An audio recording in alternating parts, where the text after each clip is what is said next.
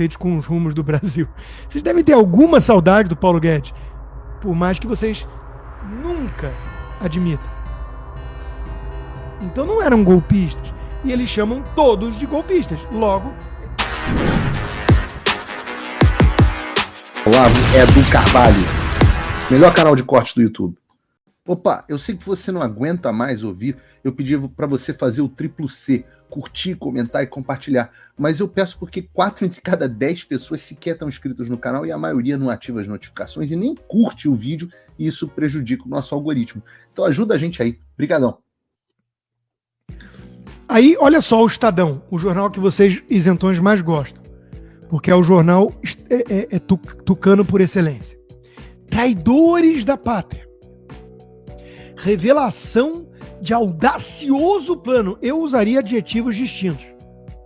Plano surrealista, mirabolante, esquisito e incrédulo.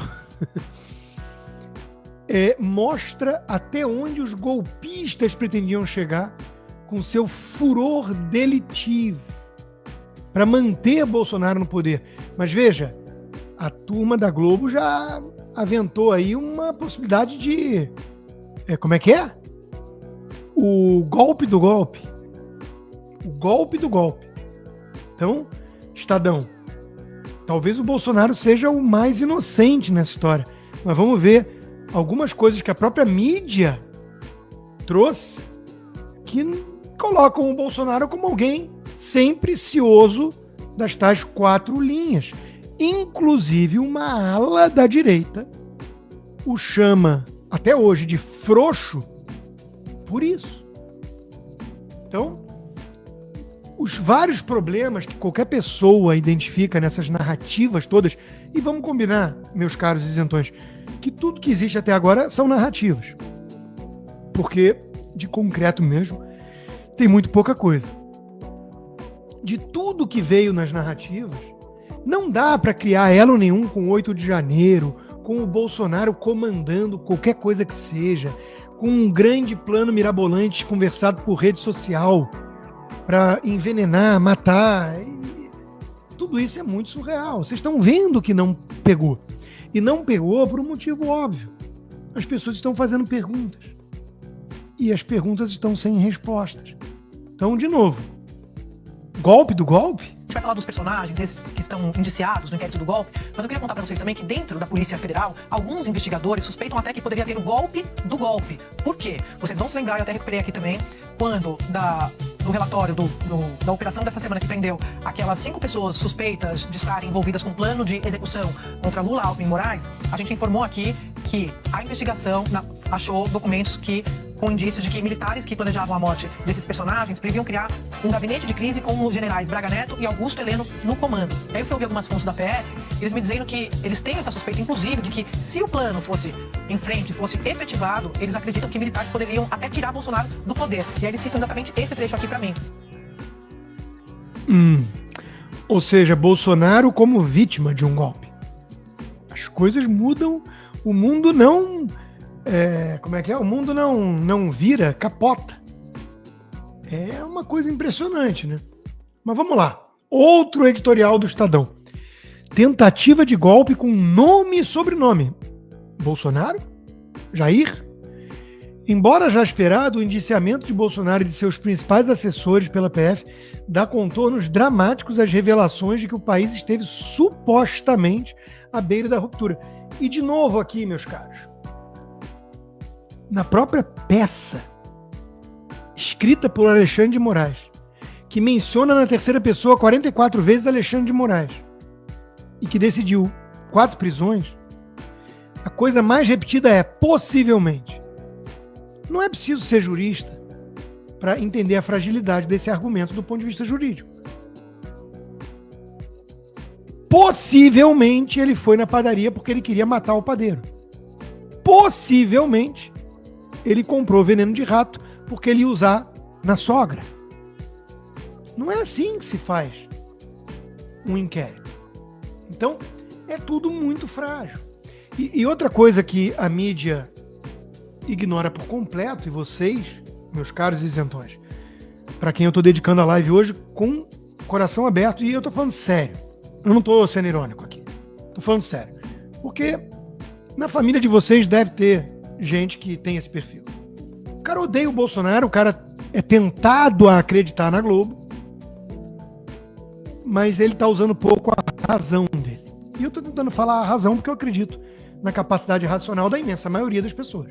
Eu tô tentando falar, sem criar animosidade a priori. Tá faltando na narrativa de todos esses veículos de comunicação aquilo que o ministro Alexandre de Moraes e o ministro Barroso também repetem ad nauseam, que é o contexto. Eles estão forçando a barra para criar elos onde não existem, a princípio, ou pelo menos não aparentemente. E eles estão fazendo isso com a desculpa de que tem que ver o contexto, o big picture. Teve o 8 de janeiro, não teve? Teve. Teve um cara malucado que mandou uma mensagem falando 4 linhas é o cacete, não teve? Teve. Então, todos tramaram, desde o começo, uma mega ultra operação para puxar Alexandre de Moraes pelos cabelos em praça pública e enforcá-lo.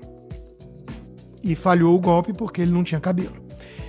Não é assim que a coisa funciona. Mas estão querendo encaixar o contexto na história. Então, vamos lá. Por que a imprensa não fala, em momento algum, do contexto de que esses militares, ou mesmo Bolsonaro, ou quem quer que seja, tenham discutido, por exemplo, o artigo 142? Que tal lembrar que o Alexandre Ramagem não pôde ser apontado para a Polícia Federal e era uma prerrogativa do Bolsonaro? Que houve centenas de medidas do STF para impedir o governo do Bolsonaro, que na pandemia usurparam dele qualquer liberdade de escolha como representante e chefe do Poder Executivo da União, que o TSE virou partidário, que perseguiu veículos de comunicação como a Jovem Pan porque davam voz a conservadores. A Globo não tinha um conservador e ninguém foi lá perturbar, que tinha pouca equivalência partidária, como fizeram com a Jovem Pan. Que a Gazeta do Povo não pôde fazer reportagem mostrando o elo histórico do Lula com ditadores comunistas. Que muita gente criticava e sempre criticou o processo eleitoral, mesmo na esquerda. Requião, Ciro Gomes, o próprio Lula, Simone Tebet, e que de repente questionar o processo eleitoral virou tabu, crime, ataque à democracia. Se vocês colocassem esse contexto na narrativa de vocês, será que as pessoas iam considerar tão anormal assim os militares discutirem o que existia para ser feito dentro das 4 linhas? Porque todo o truque da imprensa e do STF e do PT, foi o tema da minha coluna na Gazeta na sexta, consiste em chamar de reuniões golpistas aquilo que eram reuniões para discutir a interpretação de um artigo da Constituição, que pode convidar o Ives Gandra Martins, um dos mais renomados juristas, que estava na promulgação da Constituição, para discutir. Isso não pode ser confundido com golpe. Eles chamam de atos golpistas qualquer um que saiu para protestar contra o resultado eleitoral. Daí você já vê que eles chamam de golpe qualquer crítica ao processo eleitoral. Então, eles entregam o truque da forma que eles usam golpe em outras ocasiões e outras circunstâncias. Então, tá muito claro, meus caros isentões, se vocês pararem para pensar um minutinho.